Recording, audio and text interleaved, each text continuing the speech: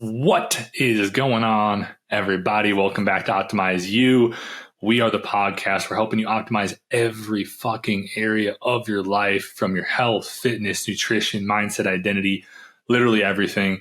And today we have an awesome podcast where me and my boy Matt are going to be diving into your inner critic, your limiting beliefs, and really like the day-to-day things that you can do to develop an extremely good mindset and a growth mindset and a mindset that's going to really benefit you when it comes to achieving any of your goals. And so what is going on, Matt? How you doing, brother?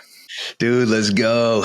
Your intro's got me pumped. I'm ready. I'm always excited to talk about this. And it's literally the thing that will keep and hold you back if you allow it. So those of you that are listening in today and you're like, damn, I wonder why I can't achieve X, Y, Z, whatever that is, whether it's in your health and fitness, whether it's just one tangible, whether it's, under the bigger umbrella of things. Maybe you're like, man, I need to work on my mindset specifically, or man, I always seem to hit this wall when I get, 2, 3, 4 weeks in, and then I fall off the bandwagon. We're going to talk about that today, and we're going to explain our routines of what we do. And then hopefully that can help you guys out. I love it, dude. How's life been? Good, man. Really good. I am actually working on my mindset more and more. I know we help each other when we speak on a weekly basis. And so that's one thing I want to point out too, is regardless of what stage or level you've achieved, there's always, we were talking about it before we hopped on the call. There's a reason why people and professionals, even at the highest levels, still have coaches, still rely on a coach, because the second you kick your feet up and think you've made it from a mental standpoint, like, oh yeah, I got it. Things are going great. That's, we both know that's a slippery slope. So it excites me to hop on not only the podcast, but our chats that we have on a weekly basis.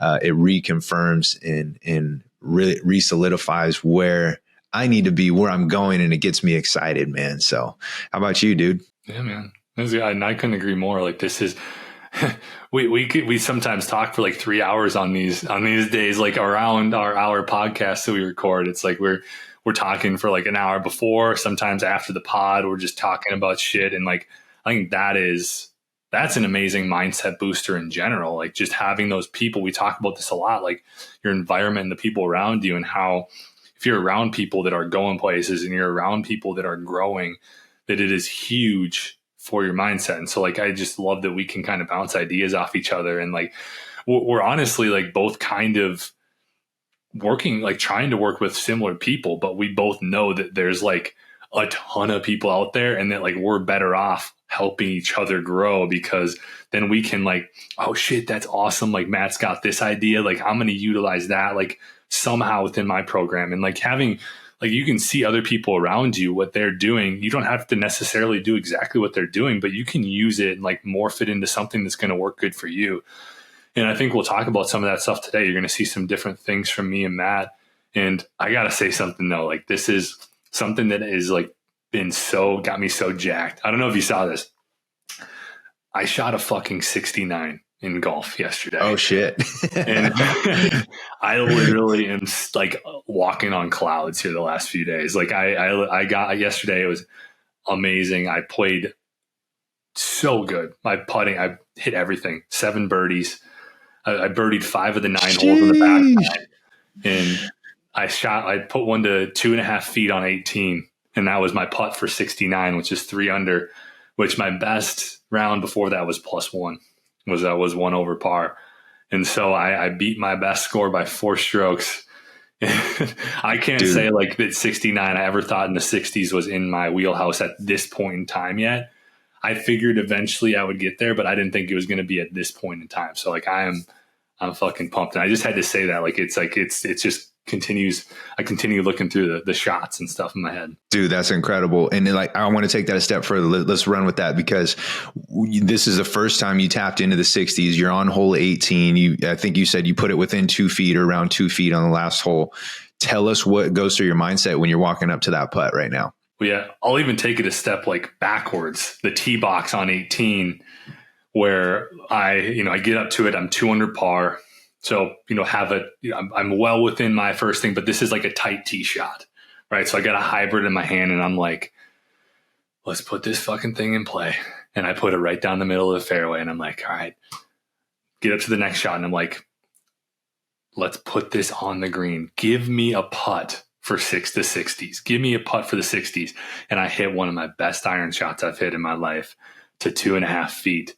And then I get up to that putt, and my mindset around that is like, I'll be honest with you, I'm like nervous as all hell. I'm like, this is a 2.5 footer, a short putt for birdie on 18 to shoot 69, which is 4 strokes better than my best ever score. But like that 60s is like, that's just a different level, right? Like that's just like that different. It's like when you go from the 80s to the 70s, it's like seeing that 7 on your scorecard. It's a different level. And so like walking up to it, honestly, I was like, you fucking got this. Like I had been putting so good, and I was like, let's go. I'd be lying if I said I wasn't nervous as all hell. Like I was so nervous. Never been as nervous as that putt for like a short 2.5 foot putt. But I walk up and I fucking put a great stroke on it, right dead center cup. And then I was just in heaven. Dude, that's awesome. And the reason I ask is because it leads right into what we're talking about today with mindset, right? Like you walking through and just reliving that. I felt like I was standing there with you, right? Like I was holding the flag. Like I was like, go ahead, dude, knock this one in, right? Like, and so you can do one of two things when you're in that scenario. That's why I was asking you. Obviously, the outcome was great for you, right? And to break into the 60s.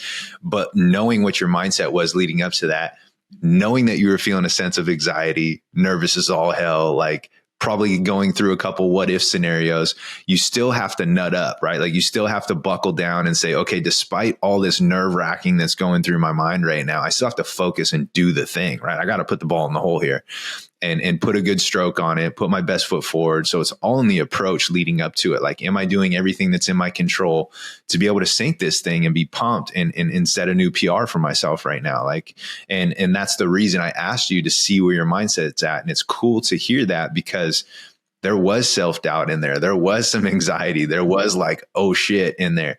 But there's also another side of you too that's ready to buckle down and go, okay, let's do this. So I think that's important for people to hear is like, he didn't just all of a sudden be like, oh, I got this 100% and I don't feel any anxiety or adrenaline or I'm not feeling any excitement and this is super easy, right? Like, no, he felt those things. And in spite of them, he had courage and was able to sink it and knock it down and just clutch up, dude. So that's huge, man. Yeah, no, I appreciate it, man. I mean, there's always going to be that with everybody, right? There's something. And I think a lot of times there's that worry, right? People are just blinded almost by the worry of the future of what could happen in that, like the past, dwelling on that past of like what already happened. And I think that rings so true in golf as well. Like where it's like you get a double bogey. Like today I followed that 69 up I played this morning and I had a really good round. I honestly hit it amazing today. Like putts weren't falling.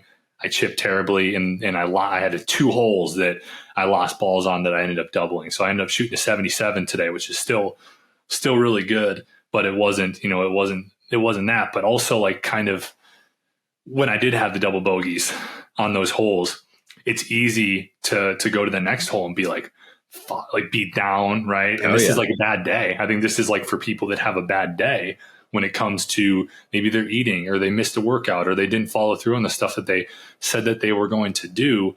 And having those type of things lead into the next day and then lead into the next day instead of allowing those things and forgetting about the past because we have no control over that stuff anymore and allowing yourself to just reset, be present, and just do whatever you can do starting that next day. Because I think that's something I used to struggle a lot with personally is that I would allow one day to just turn into a week and then a month. And then when you get off base so far and you lose that momentum, it is so difficult to get it back, right? Anybody who's fallen off something or who's, made a fuck up or a mistake or whatever, like knows how difficult it is to get momentum going back in your favor. And so I would just say, just building off golf, it's so key when you translate it to anything to be able to forget and have a short memory. And that's not to say that I do. I definitely sometimes allow those holes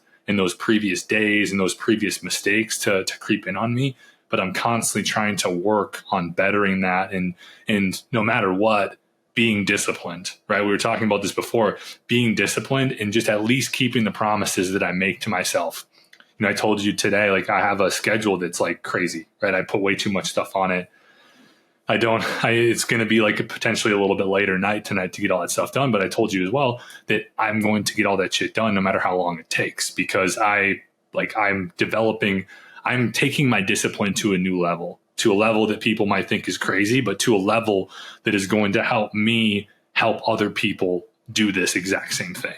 And so that's kind of one thing I wanted to touch on, because I thought it was a good, just kind of extra thing to add on top of like just the golf. Dude, it's phenomenal. And I'm glad that our conversation segued this way, because it's right on today's topic too, right? And so Alex is sharing his personal experience that just happened.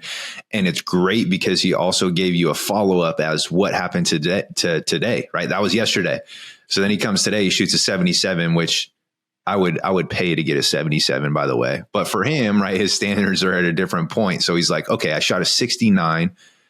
I set a PR for myself on this course. I come back, I shoot a 77. He can sit there and dwell, right? Like he can sit there and be like, damn, I'm riding that high of the 69 from yesterday, right?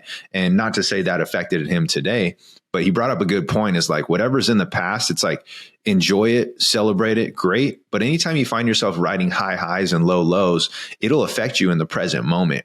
Right. So take that nugget. And then he didn't let it bother him today. He still shot a 77, which, by the way, if you guys aren't sure, that's still phenomenal. Right. I'm trying to break 100 every time I go, to put it into perspective. Right. And so he's not, and anytime you guys find yourself in this position, this is big too. This is with my clients.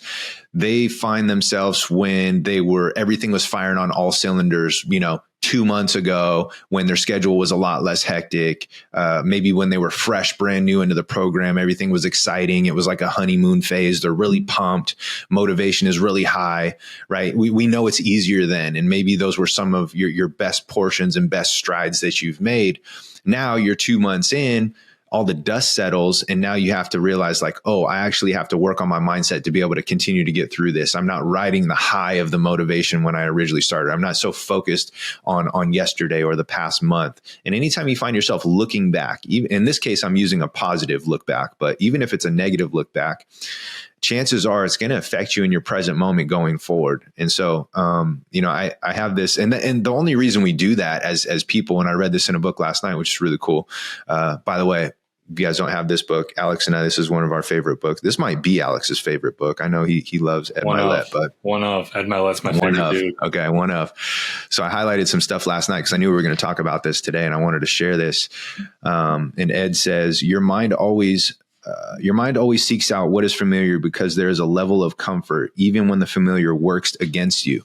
So when you find yourself in like either riding that high of a 69, or let's just say he shit the bed the day before and his mind was still on that, it's a familiar feeling. It's already happened. It's easy for him to just dive and segue into that, good or bad, but it's familiar to him. So it's like, oh, I'm currently in the present. Instead of focusing on what my future is going to look like and what's going to be dictated by me playing today and how I'm going to shoot and score today.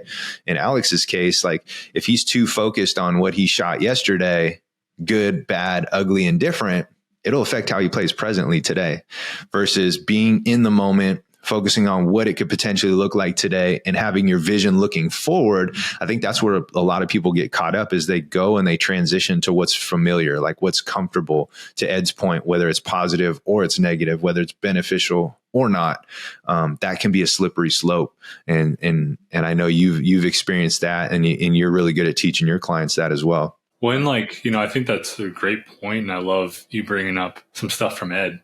Like I said, he's like, if I were to have like a man crush, it'd be Ed Milet. Like I love that guy and everything that he stands for. He seems like just the best human being.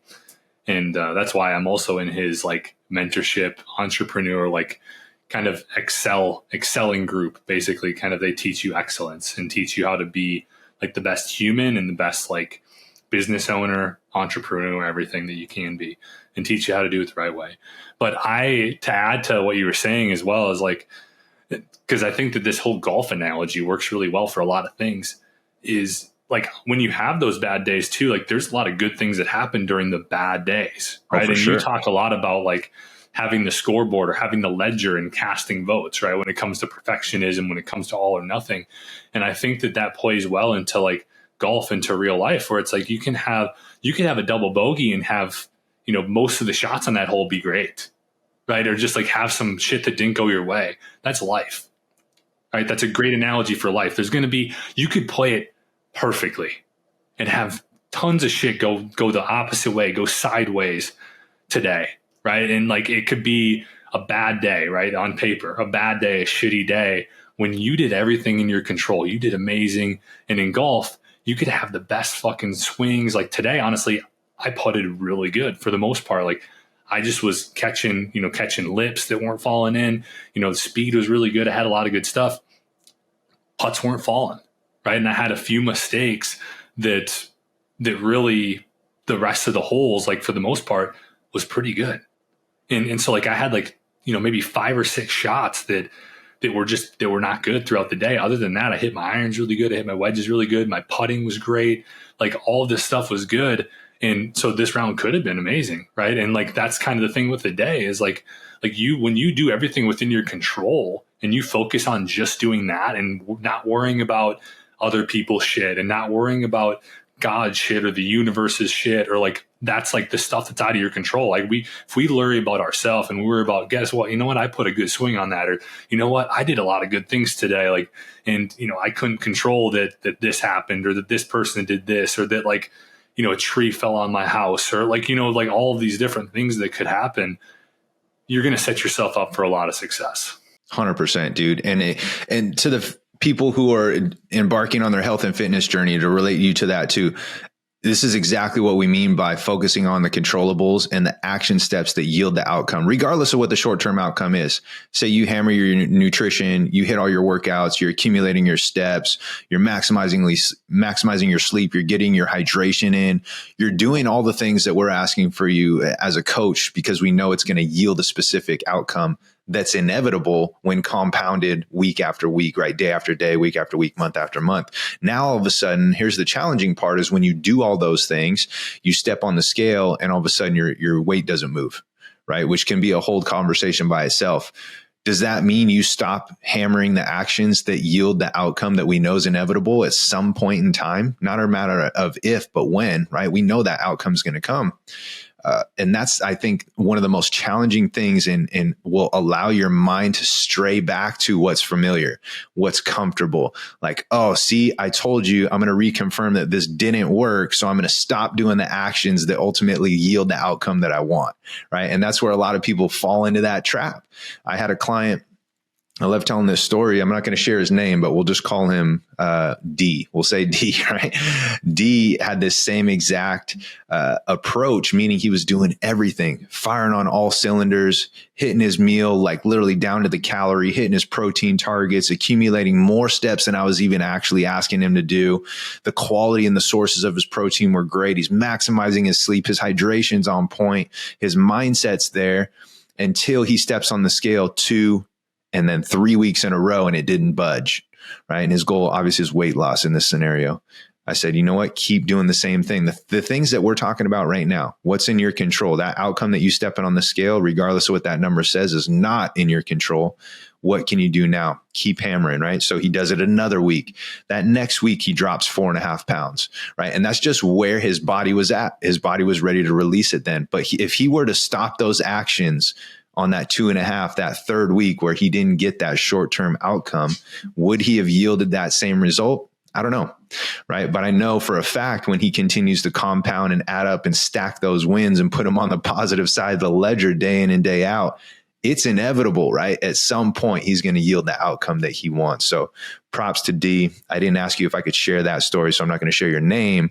But yeah, man, I love telling that story because it's just a perfect example of how he was able to stay right mentally. He could have went 2 different ways. He could have went like, shit, screw this. I'm going to go back to what I'm used to. None of this stuff works anyways. I've always failed in the past, right? Like he could have adopted that mindset, but he stayed emotionally strong. And I think being able to have the emotional awareness is key to what we're talking about day in and day out. Ultimately, it gets you to where you want to go. Yeah, man.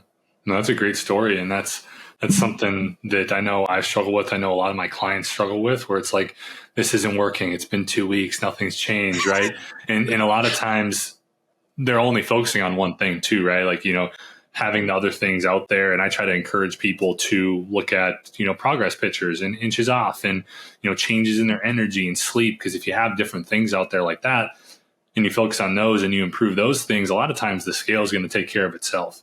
You're going to see your body change, right? And kind of go in a different direction with this as well. Like, I think it's so important when it comes to mindset. And, we talked about daily mindset things, right? I think structure is uber important for me, right? Of getting myself into the best mindset possible. I had something recently. I wasn't feeling great the last few weeks. Now this week I've shifted things and really made some moves to start feeling my best. But what I did is I wrote down, what are the habits that I'm doing that are not that I'm doing when I'm really grooving and I'm really feeling my best, right? Like, what am I doing on a daily basis? And I wrote all of those things down and I figured out which ones am I like slacking on, right? Which ones am I not doing? Or maybe like, which ones am I not intentional with? I'm just checking the box. And I figured out that it was sleep and it was my meditations, right? I wasn't being intentional with my meditations. And I also was letting my Netflix and TV time drift into my nighttime routine and not allow me to be my best. And like, for me, sleep is number one. When sleep's going, everything else falls into place. I'm feeling good. I'm showing up in a great way. I have more energy.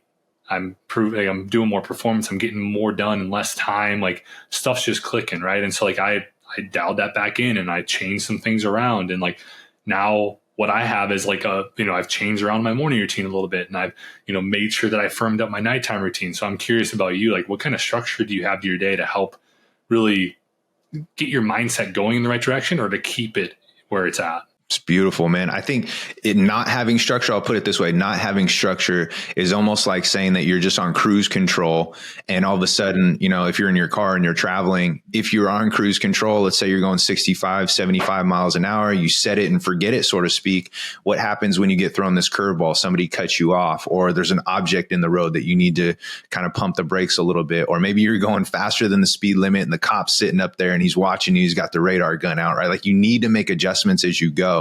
But the fact that you actually have some sort of structure in the day, I think is crucial. I think it's really key. It's really important. The fact, if you're listening to this and you don't have structure or you haven't been consistent with it, you kind of do it here, you kind of do it there.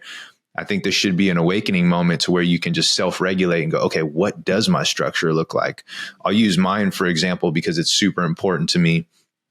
And to Alex's point, the second I find myself not being aligned with the structure, and I'm not talking about like doing, daily affirmations and listening to the bell and doing yoga stretching and all that, something that extends your morning from like, let's say 6 a.m. all the way into the early afternoon. I'm not talking about that.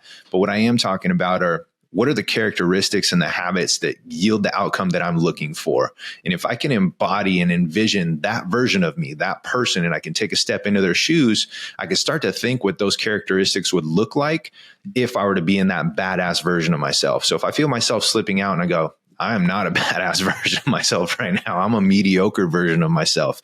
What is that badass version of Matt doing that I'm currently not doing? So I like the point that you're like, man, you know what? There's some things that I need to write out here, because I know when things are firing and working really well, like, what are those tangibles? What are those habits that I'm doing? And you found it was sleep, and you found, what was the other one? Meditation? I was just checking the box with meditation, right? For me, like, I wake up, the first thing I do is gratitude. Right. And then like I go into breath work and meditation, and I was staying in my bed for it, and that's like, and like, I'm not being intentional with it. So like, I figured that out. Right. Yeah. Yeah, no, totally. And I'm the same way. And so when you can self-assess and go, okay, for me, I like to visualize, am I stepping into those shoes of and embodying the characteristics of that version of me? The guy that has already made it to where that I want to go, and I can see him, I can feel and I can hear the compliments. I can see the lives that he's inspiring. I can smell the air around what he's like. Like, when I put myself in those shoes, then I go, okay, am I acting like that dude? Am I doing the things that he does on a daily basis? And when it's usually very black and white, it's either like, yes, I am, or to your point, I'm doing them and checking the boxes. The things for me that help set me up for success and align me are, the second I get up, right foot, left foot, right. Thank you. So gratitude's the first thing. That's what works for me. The second thing is once I do some sort of visualization. So whatever it could be visualizing just the day itself, but usually it's big. It's on a bigger platform. I like to visualize where it is that I'm going 5, 10, 15 years from now. And I like to see it as if it's already here. And when I can do that, it helps set the tone for the day in terms of the actions that I'm going to take. And then I like to look at what my day is going to look like from a planning and structure standpoint, like schedule wise, which usually I take care of that the night before. And to back up the night before, I think it's crucial because you said sleep's a non-negotiable for you. It is for me too. And so when I slack off on sleep, I usually find that there's some opportunity there to go, okay, I'm probably either ignoring my wind down routine alarm that I set, and it's just going, and I'm going, oh, okay, yeah, I can snooze that one a couple times. And before I know it, I'm pushing my window back further and further, which ultimately gives me less sleep, which then has me starting the morning either later or off less sleep, which is less optimal. So those are the things I like to start with. Those are my non-negotiables. I try not to stack them too high. The other thing I forgot is movement. So I always get, after I do my morning routine and have that structure, gratitude first and foremost. Thank you. I give thanks right when I get up.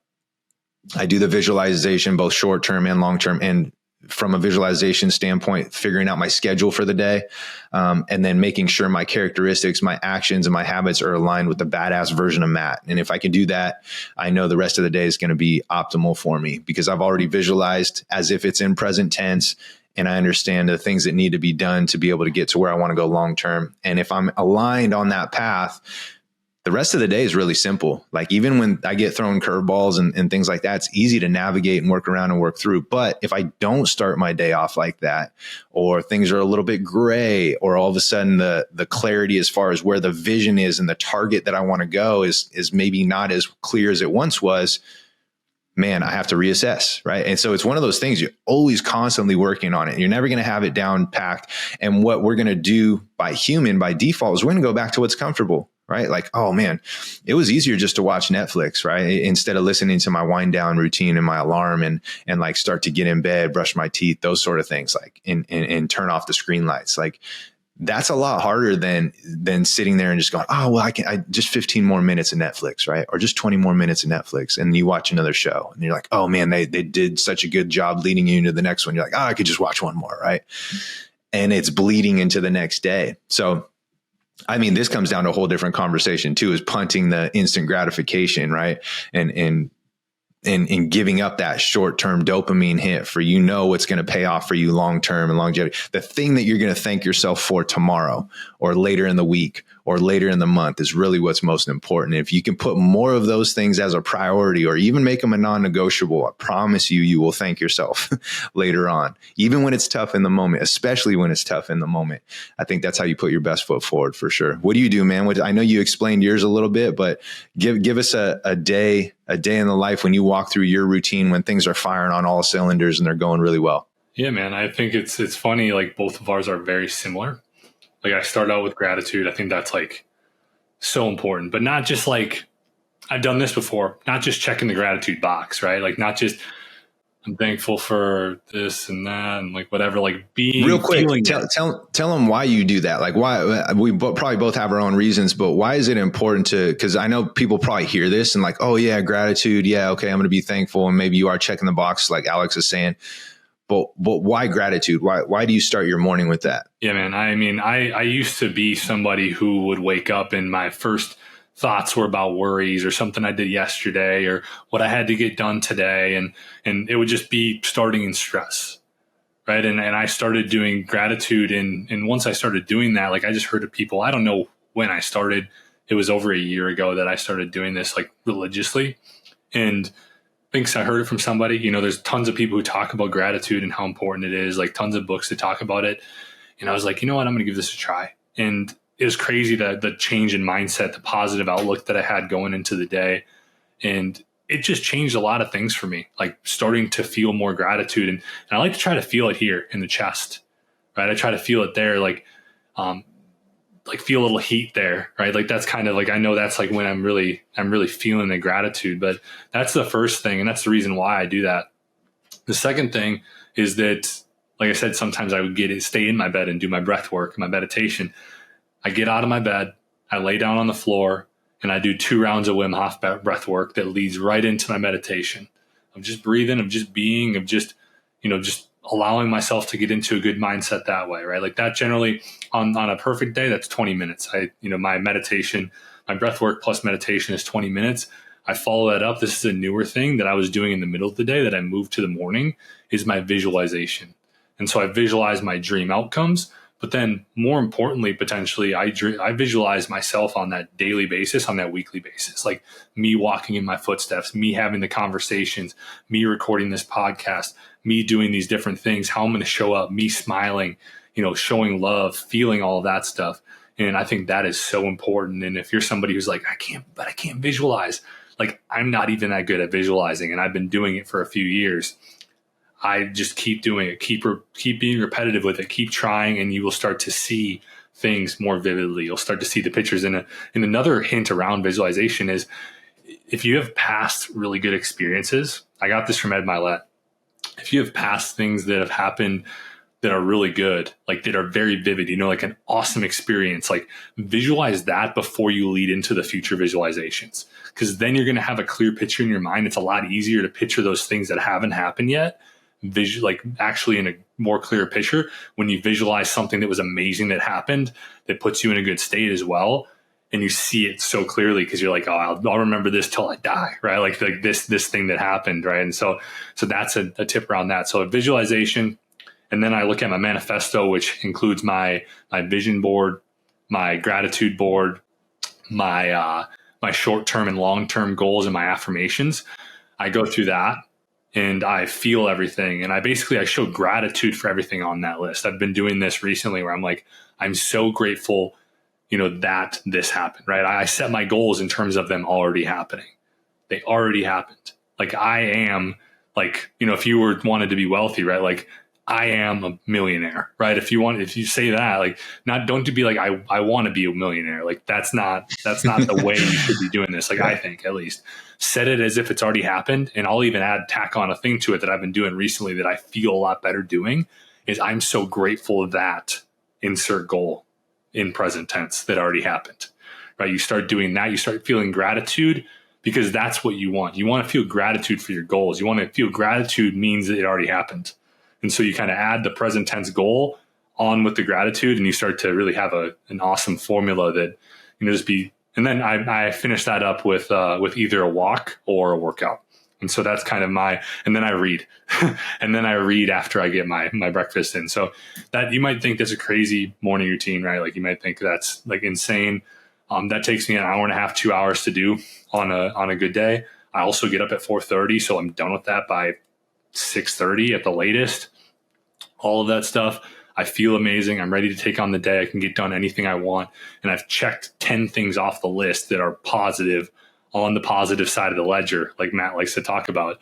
And so know this though, when it comes to routines, like I'm not telling you have to do this crazy thing. Matt's not telling you have to do this crazy routine. Obviously his is a little bit more simplified than mine.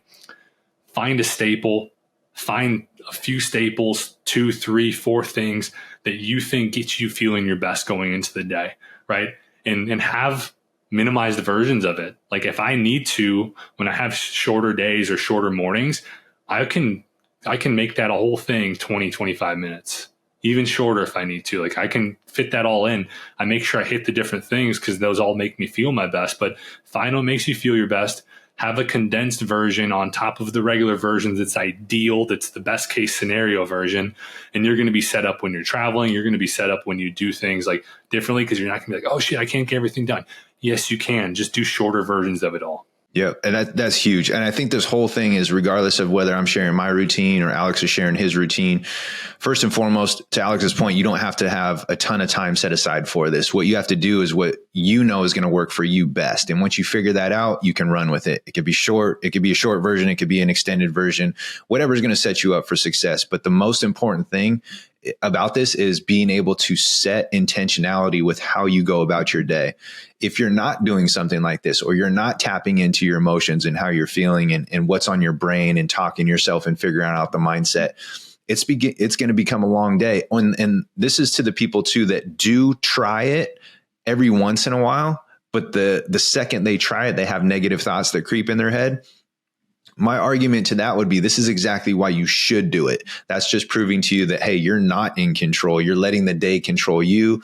You're letting your emotions control you. And when you're in that position, you're no longer being intentional about your day. It's just kind of going like, I'm going to be reactive in the day. Whatever happens, happens. It's a fingers crossed approach. Like, man, I hope nothing bad or challenging happens to me today. Versus when you wake up and you're intentional about your thoughts, even when they're bad, and you explore them and you try to shift your mind to get it on plane, man, the rest of the day, the whole tone is set for the rest of your day. Versus if you get up, you start scrolling social media, dang, this insignificant thing happened in my day. So-and-so's talking about this. Now you're being dictated, you're being pulled left and right. And now the day is being presented to you versus you being actionable, intentional with every single thing that you're doing. I want to share one more quote here from Ed's book. He said, "You are your emotions. And if you don't get intentional about how you interact with your emotions and move toward the emotions you want, you'll live the same life you always have." Once you have learned to identify your emotions, they begin to loosen their grip on you. Your awareness means you're getting control and you're gaining control. So again, how are you going about your day? Are you letting the day control you? The second you give this a try and a practice and you start to tap in with your mindset and your thoughts to begin your day, it might be uncomfortable. I'm probably going to say it is going to be uncomfortable. Like, you're going to have some limiting beliefs and thoughts that come in, and that's okay. And just know you don't have to attach and associate yourself with something that happened 2 weeks ago or something that happened yesterday or what. You can just see it as it is. And then you can choose from right now going forward what you decide to do. And when you put yourself in that, you're in the driver's seat now, and things get a lot more fun because you understand how much control you actually do have. So if you are somebody saying like, oh, I don't have time, all these things happen to me throughout the day, I start to think about negative emotions when I start to tap into my mindset, those are all reasons as to why you should continue to keep practicing it. Because the more you practice it, the better you're going to get at it. And then what you do is you start to see the benefits from it. You're like, oh man, this does work. I do feel different. I do have more control in my day. You start to see how much more power you have. And then it's like a wave from there, right? Your wave just keeps building. So I encourage you to try it. I love it, dude. No, that's a great point. And honestly, I have so much to say on this topic. We'll have to just continue this. Yeah. This on another podcast. Like, this is almost like part one. We can lead into it. But kind of how I'll end it is like, don't feel like you have to identify or buy into every thought or emotion that you have. You know, you talked about emotions, be aware of what the common ones are. What are the common thoughts that come in? What are the common emotions that you feel on a daily basis that maybe aren't serving you, aren't moving you forward? And understand that you don't have to identify with those. Like, they don't have to be, you don't have to buy in, you don't have to follow them. You can just let them pass. You can sit through them and you can change them, right? We can change our state whenever we want to. And once you start to understand how much power you have around your emotions and around your thoughts, and that like, just because they came up doesn't mean that's you, right? Doesn't mean that's you. You start to be able to actually really move towards the version of yourself you want to be, because you do have the power to be happy today. You do have the power to have bliss. You do have the power to be fulfilled by what you're doing. You do have the power to show up as your true self. It's just a matter of making those decisions, committing that no matter what happens, you're not going to let external things change the way you think, change the way you feel. Or, if those thoughts do come through, like I have this happen all the time where thoughts come through that I'm like, fuck, but now I start to understand, I'm aware that not everything has to be me, right? I could be picking up some energy wave from some random thing, right? That's just like this weird thought that comes through. And like, if you understand that and you start not to buy into everything, you start to have a lot more control over the things that you actually can have control over. Because I don't think people understand that they have control over that aspect, but yet they worry about all these things that they have literally no control in the world over. So right. That's how I'll end it. What else you got for me, Matt? What else you got to end this? That's a great way to end it, man. I think I would just encourage people, if you haven't already, I asked this in my group the other day and I was surprised at how many people don't practice even just 5 to 10 minutes and start their day with intentionality and their mindset and visualize what it is that they want. I was surprised by how many people don't. And the reason a lot of them said that they don't was because when they try to, negative emotions come up, or they seem to attach themselves to negative emotions. And to Alex's point, those all emotions just are, right? They're just being by themselves. Whether you choose to associate with them or not is completely in your control. And so remember that you have the power. You can pick and choose which ones you want to attach yourself to, but look at it as like you're just at a standstill and all these emotions come by, good, bad, ugly, and different. And you get to pick and choose which ones you want to associate with, but they are all just passing. And I think some of us just all of a sudden see a bad or a negative emotion, and we feel like we have to associate with it or attach ourselves to it. You don't. You can just let it keep passing by. It's showing itself to understand that you are human. It's reminding you that. And it's okay to feel them, but you don't have to attach yourself to it. And so I encourage you guys just like anything, we talk about diet, nutrition, mindset, especially if you really want the driver and the workhorse behind all those other things, the mindset's going to come first. And I think Alex would agree with that. And the better you can get at that, just like anything, takes repetitions. And the more reps you're willing to put in on a daily basis, consistent, just like how you are with your workouts and your nutrition, you will start to yield the outcome that you desire. So I think if you guys got some benefit from this, just like on our other podcast, the only thing we ask of you guys is to like or share it with somebody that you guys feel would benefit from it. So we are on YouTube, we're on Apple, we're on Spotify. YouTube's probably the most convenient and easiest one to send somebody a link, introduce them to the show and the podcast. And if you guys have questions, you can always send them to us as well, or just throw them in the comments. We'd love to chat. And even, hey, we might even do a podcast on one of your questions if you guys are asking it. Alex, what do you got for us, man? Man, no, I appreciate you. Like I said, I got so much more to say on this topic. Like we can definitely just kind of continue talking about this. And, some places I'd love to go just to kind of hint at this is like fear, right? And how fear plays into the whole equation. I'd love to go deeper into emotions and like those negative emotions coming up and like things that you can do to really move past that. We talking about the inner critic, but we didn't really go there too much. And so we could go to that on the next episode as well. So otherwise, yeah, I appreciate everybody taking the time to watch this, to listen to this. We greatly appreciate each and every one of you. I appreciate you, Matt, and we'll be talking to you soon. See you.